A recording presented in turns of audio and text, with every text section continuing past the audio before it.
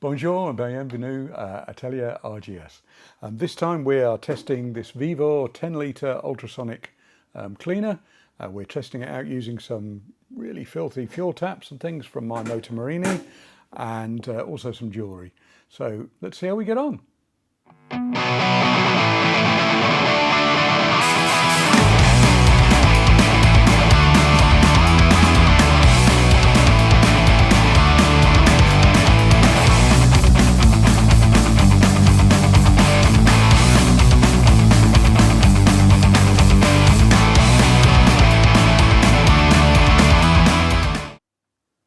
So let's get it out and have a look.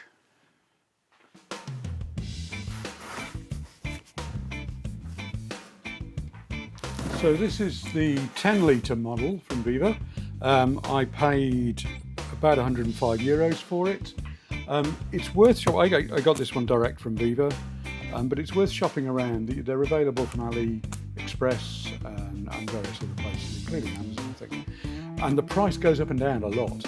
So it's worth, when you decide you want one, if you decide you want one, it's worth shopping around and seeing what the best price is. On the day, Vevor, I think the price was the same and the shipping was free or something. But anyhow, that's where I got it. Open it up and see what we got.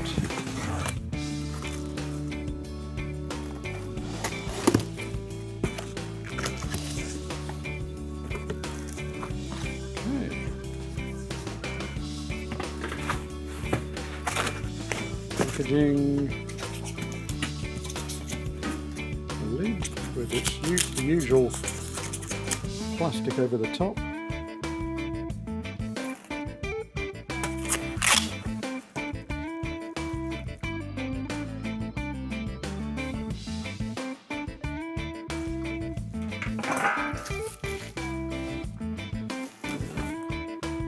Plastic pipe, I'm guessing that's for drain, but I don't know. Well, that's cool. For little bits. Essentially a tea strainer. That's nice that they cleaned it. Instructions.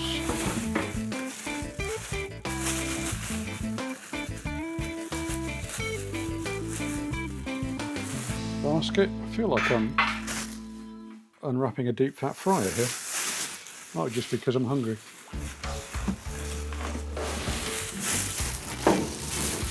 There it is.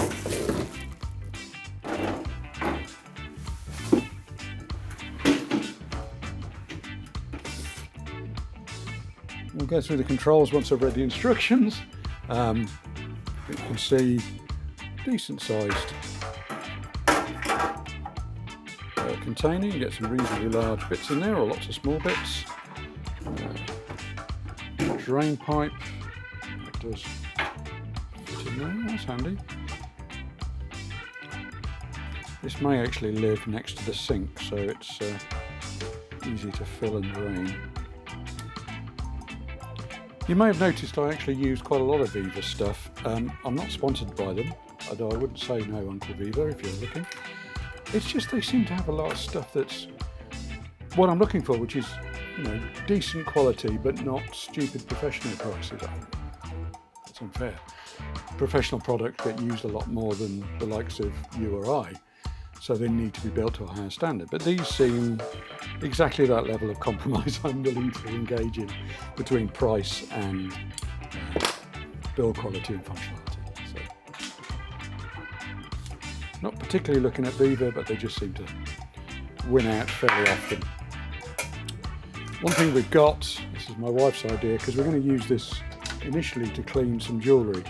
And I'm going to throw some spectacles in as well, old ones, because they claim that it's good for cleaning specs. And I'm concerned the lenses might fall out, so I'm using some old ones. So we'll try it first on some jewellery, mostly my wife's, but I'll throw my wedding ring in and glasses. And then we'll try it on some motorcycle bits from the Moroni rebuild. I'm halfway through, just started. So now I shall read the instructions. Bear with me.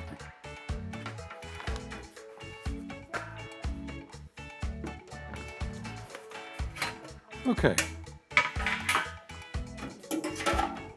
So from what I've read elsewhere, the instructions are I guess the instructions are not really Vevor's strong suit, I would say. There's not a huge amount of detail.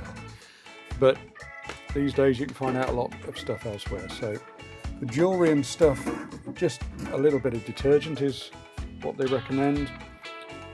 And for the motorcycle gear, the more greasy stuff, I've got an alkaline cleaner, which I'll show you in a minute. So let's start by putting the stuff in, and then I can put the water in to the level I want. So my glasses, my wedding ring, my wife's stuff, and it says do not use with gems and things. Okay, so that's that. Now, one thing that they do say in the instructions, and I've read elsewhere, is you should use distilled water in these. And I'm not sure if it's just because of calcification or if it's for other reasons, but if it's just calcification, we do get a fair amount of that around this part of France, so I shall comply.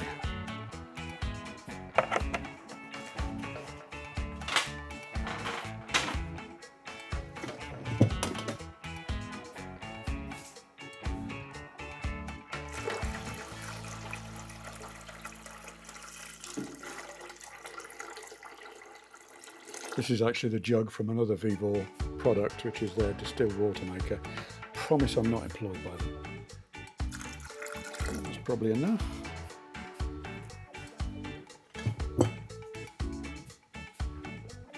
Little bit of detergent. Just standard stuff from around the corner. Very small amount. What happens if you put too much in, whether it goes mad and froths like a rabid dog.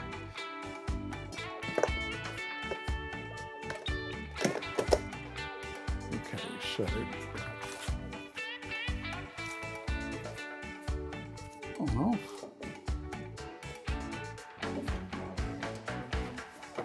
There's a switch around the back. Well, now that's on. Bring the temperature down to, wow, that is loud. Bring that down to 40. Give it half an hour.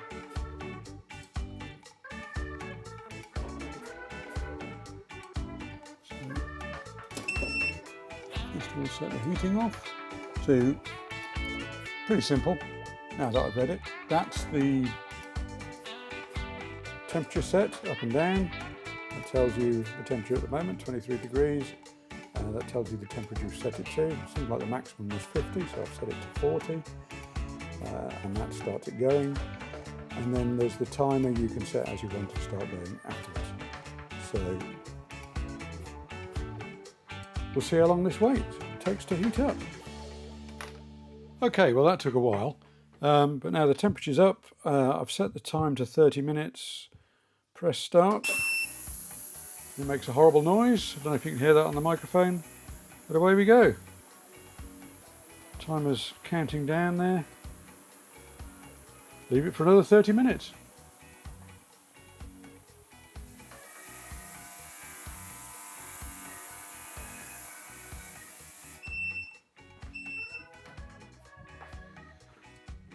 Well, time's up, as you may have guessed from the bleep. Let's see what we got.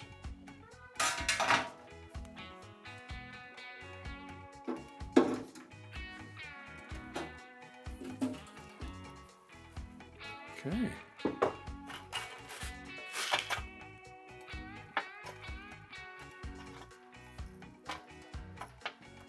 Well, the jewellery certainly seems sparkly. My ring looks about the same, to be honest. And the glasses, this one has come a little unstuck. Could probably glue it back in, and there's a good reason I used old ones I didn't really care about. That one seems all right. And it has cleaned it up pretty well. So test number 1, pretty good.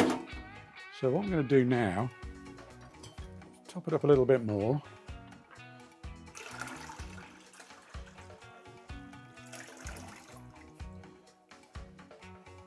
There's a max level apparently somewhere, I should check that.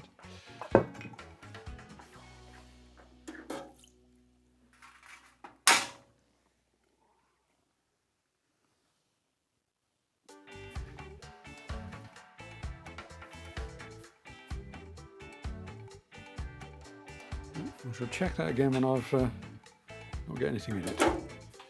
So what I'm going to do now is whack the heat up a bit for the motorcycle bits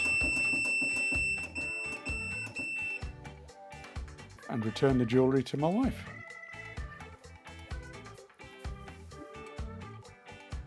Looks pretty good to me.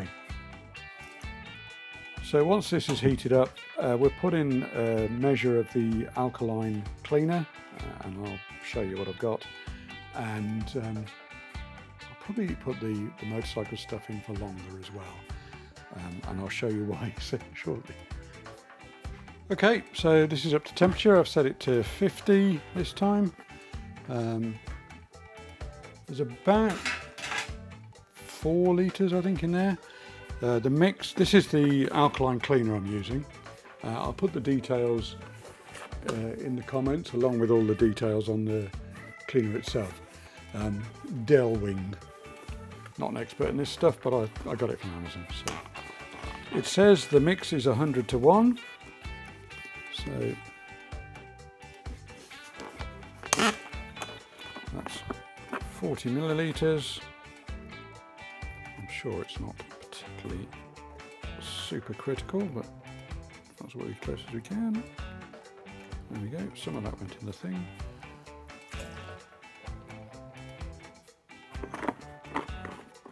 There we go.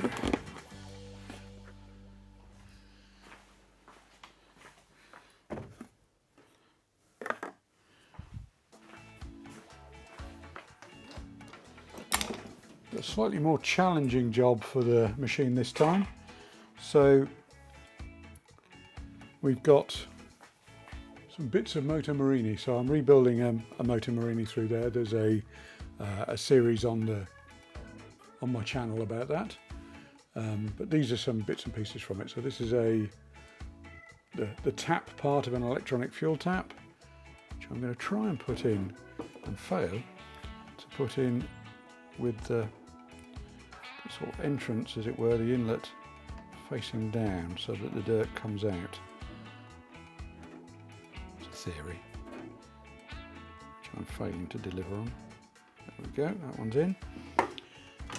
The biggest challenge is this one. This is the emergency tap, or the reserve tap, which I'm not sure if you can see it, but it is absolutely and completely clogged.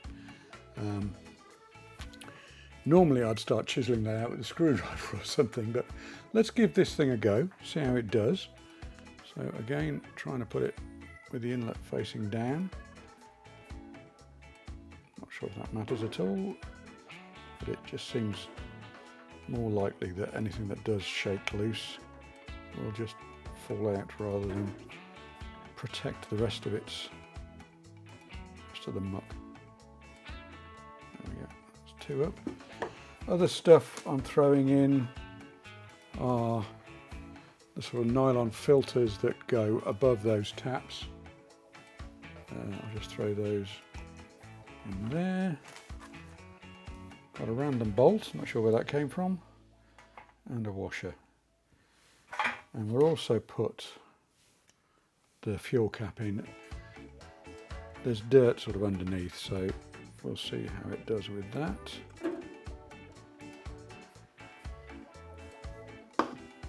Okay. I'm going to set this for an hour.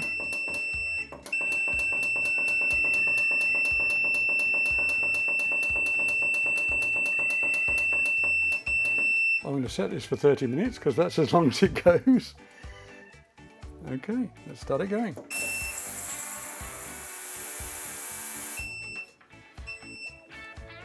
Okay, sounds like chips are ready. See what we got. Well, the water looks filthy, which is a good thing because the dirt's come from somewhere. Let's see what we got.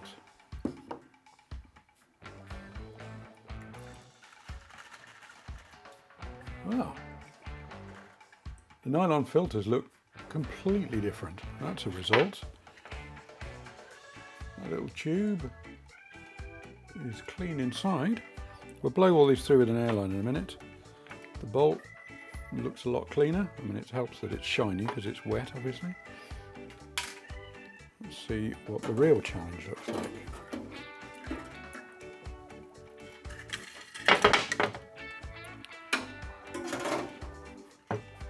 Well, that looks worse because the rust shows more. Might need to replace that, but we'll try the alleged tinfoil trick on it, see what we get. And that looks so much cleaner. Still can't feel much movement in it. That is now clear. Just blown the seal out. Okay, so that's how that works. It's just a little rubber seal being pushed onto it. That's cool. Blow that through with an airline properly. I'll leave that bit out. And now the real test. That looks as clean as a whistle. That, if you remember, that one was absolutely clogged with something nasty.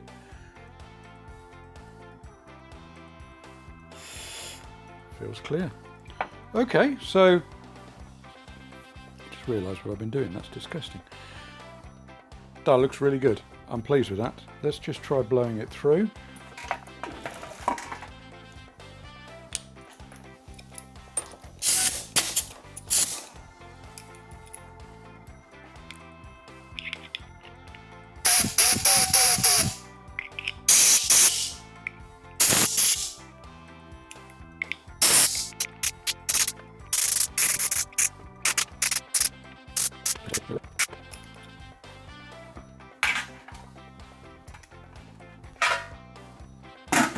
Well, that will certainly need cleaning out, but I'm very impressed with what it's done, particularly this fuel tap.